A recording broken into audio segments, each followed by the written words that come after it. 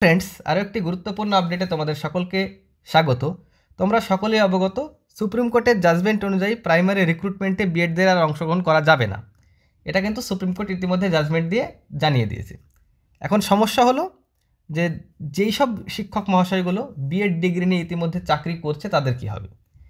তো সেই মর্মেই কলকাতা হাইকোর্টে একটা মামলা হয় যে 2020 সালে 16,500 যে শিক্ষক নিয়োগ হয়েছিল সেখানে ম্যাক্সিমাম ক্যান্ডিডেটই ছিল বিএড ডিগ্রিধারী।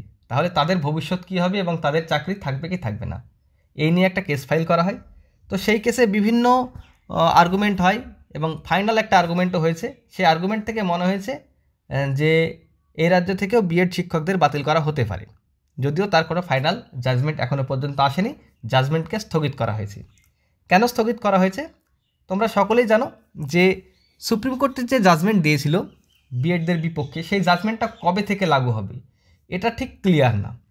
বারবার ক্লারিফিকেশান মামলা করা হয়েছে, সেটাকে ডিসপোজ করা হয়েছে, কিন্তু বোঝা যায়নি যে আদৌ কবে থেকে মামলাটা বা শুনানির জাজমেন্টটা চালু হবে বা লাগু হবে।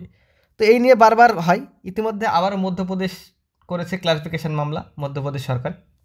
তো সেখানকার ক্লারিফিকেশানটা কী আসছে সেটা দেখেই কলকাতা হাইকোর্ট থেকে কিন্তু জাজমেন্ট দেওয়া হবে।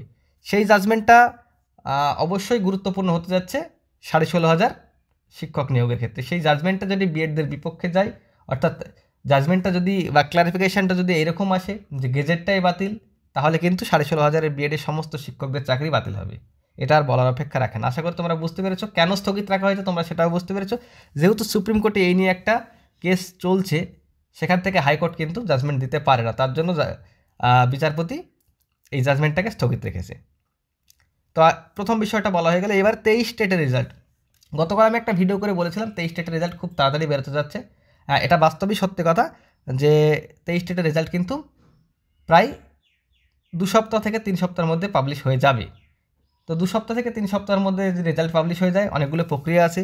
কারণ 23 স্টেটের রেজাল্ট বার করতে হলে প্রথমে অ্যান্সার কি দিতে হবে, প্রফেশনাল অ্যান্সার কি দিতে হবে, তারপরে গ্রিভেন্স সেল খুলতে হবে, সেখান থেকে প্রশ্নবলের একটা ব্যাপার থাকবে।